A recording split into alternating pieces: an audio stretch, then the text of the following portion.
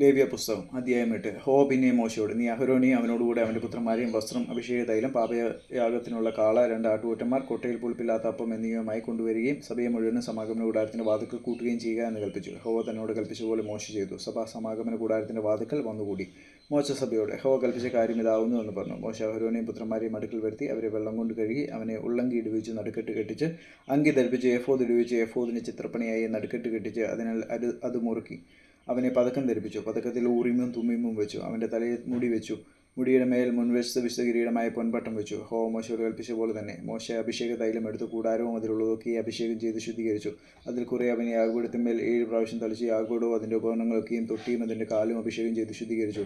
അവൻ അഹരോന്റെ തലയിൽ അഭിഷേക തൈലം ഒഴിച്ച് അവനെ അഭിഷേകം ചെയ്ത് ശുദ്ധീകരിച്ചു. മോശ അഹരോന്റെ പുത്രന്മാരെ വരുത്തി അങ്കി ധരിപ്പിച്ചു, നടുക്കെട്ട് കെട്ടിച്ചു, തലപ്പാവ് ഉപയോഗിച്ചു. യഹോവ മോശയോട് കൽപ്പിച്ച പോലെ തന്നെ അവൻ പാപയാഗത്തിനുള്ള കാളയെ കൊണ്ടുവന്നു. പാപയാഗത്തിനുള്ള കാളയുടെ തലയിൽ അഹരോനും പുത്രന്മാരും കൈവച്ചു. അവൻ അതിനെ അറുത്തു. മോശ അതിൻ്റെ രക്തമെടുത്ത് വിരൽ കൊണ്ട് യാഗപീഠത്തിൻ്റെ കൊമ്പുകളിൽ ചുറ്റും പുരട്ടി യാഗപീഠം ശുദ്ധീകരിച്ചു. ശേഷം രക്തം യാഗപീഠത്തിൻ്റെ ചുവട്ടിൽ ഒഴിച്ചു. അതിനുവേണ്ടി പ്രായശ്ചിത്തം കഴിച്ച് അതിനെ ശുദ്ധീകരിച്ചു.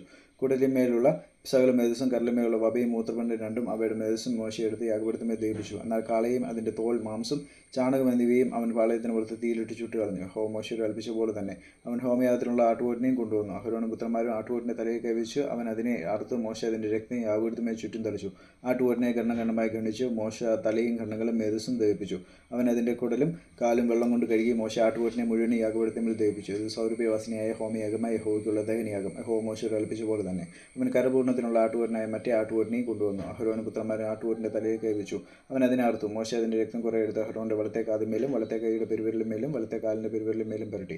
അവൻ അഹരോന്റെ പുത്രന്മാരും വരുത്തി. മോശ രക്തം കുറെ അവരുടെ വലത്തെ കാതിന്മേലും വലത്തെ കൈയുടെ പെരുവിരലിന്മേലും വലത്തെ കാലിൻ്റെ പെരുവിരലിന്മേലും പുരട്ടി. ശേഷം രക്തം മോശ യാഗപീഠത്തിന്മേൽ ചുറ്റും തളിച്ചു. മേധസ്സും തളിച്ച വാലും കൊട്ടിന്മേലുള്ള സകല മേധസ്സും കരളിന്മേലുള്ള വപയും മൂത്രപിണ്ഡം രണ്ടും അവയുടെ മേധസ്സും വലത്തെ കൈക്കുറുക്കും അവൻ എടുത്തു. യഹോവയുടെ സന്ധിയിലുള്ള പുളിപ്പില്ലാത്ത അപ്പം ഇരിക്കുന്ന കൊട്ടയിൽ നിന്ന് പുളിപ്പില്ലാത്ത ഒരു അപ്പവും എണ്ണയപ്പമായ ഒരു ദോശയും ഒരു വടയും എടുത്ത് മേധസ്സിന്മേലും കൈക്കുറുകിന്മേലും വെച്ചു. അവയൊക്കെയും അഹരോന്റെ കയ്യിലും അവൻ്റെ പുത്രന്മാരുടെ കയ്യിലും വെച്ച് യഹോവയ്ക്ക് നീരാജനം ചെയ്തു. പിന്നെ മോശ അവയെ അവരുടെ കയ്യിൽ നിന്ന് എടുത്ത് യാഗപീഠത്തിന് മീതെ ദഹിപ്പിച്ചു. ഇത് സൗരഭ്യവാസനയായ കരപൂർണ്ണയാകും, യഹോവയ്ക്കുള്ള ദഹനയാഗം തന്നെ. മോശ അതിൻ്റെ നെഞ്ചെടുത്ത് യഹോവയുടെ സന്നിധിയിൽ നീരാജനാർപ്പണമായും നീരാജനം ചെയ്തു. അത് കരപൂർണ്ണത്തിൻ്റെ ആട്ടുകൊറ്റനിൽ മോശയ്ക്കുള്ള ഓഹരിയായിരുന്നു. യഹോവ മോശയോട് കൽപ്പിച്ച പോലെ തന്നെ മോശ അഭിഷേക തൈലവും യാഗപീഠത്തിന്മേലുള്ള രക്തവും കുറേശ്ശെ എടുത്ത് അഹരോന്റെ മേലും അവൻ്റെ വസ്ത്രത്തിന്മേലും അവൻ്റെ പുത്രന്മാരുടെ മേലും പുത്രന്മാരുടെ വസ്ത്രത്തിന്മേലും തളിച്ചു. അഹരോനെയും അവൻ്റെ വസ്ത്രത്തെയും അവൻ്റെ പുത്രന്മാരുടെ വസ്ത്രങ്ങളെ ശുദ്ധീകരിച്ചു. അഹരോനോടും അവൻ്റെ പുത്രന്മാരോടും മോശ പറഞ്ഞതെന്നാൽ, മാംസം നിങ്ങൾ സമാഗമന കൂടാരത്തിൻ്റെ വാതിൽക്കൽ വെച്ച് പാകം ചെയ്ത് അഹരോനും പുത്രന്മാരും അത് തിന്നണമെന്ന് എനിക്ക് കൽപ്പനയുണ്ടായതുപോലെ അവിടെ വെച്ച് അതും കരപൂർണ്ണത്തിൻ്റെ കൊട്ടയിലിരിക്കുന്ന അപ്പവും തിന്നുവേൻ. മാംസത്തിലും അപ്പത്തിലും ശേഷിക്കുന്ന നിങ്ങൾ തീയിലിട്ട് ചുട്ടുകളയണം. നിങ്ങളെ കരപൂർണ്ണ ദിവസങ്ങൾ തികയുവോളം നിങ്ങൾ 7 ദിവസത്തേക്ക് സമാഗമന കൂടാരത്തിൻ്റെ വാതിൽ വിട്ട് പുറത്തു പോകരുത്. 7 ദിവസം അവൻ നിങ്ങൾക്ക് കരപൂർണ്ണം ചെയ്യും. നിങ്ങൾക്ക് വേണ്ടി പ്രായശ്ചിത്തം കഴിപ്പാൻ എന്ന് ചെയ്തതുപോലെ ഇനിയും ചെയ്യേണ്ടതിന് യഹോവ കൽപ്പിച്ചിരിക്കുന്നു. ആകയാൽ നിങ്ങൾ മരിക്കാതിരിപ്പാൻ 7 ദിവസം രാവും പകലും സമാഗമന കൂടാരത്തിൻ്റെ വാതിൽക്കൽ പാർത്ത് യഹോവയുടെ കൽപ്പന അനുസരിക്കണം. ഇങ്ങനെ എന്നോട് കൽപ്പിച്ചിരിക്കുന്നു. യഹോവ മോശ മുഖാന്തരം കൽപ്പിച്ച സകല കാര്യങ്ങളെയും അഹരോനും അവൻ്റെ പുത്രന്മാരും ചെയ്തു.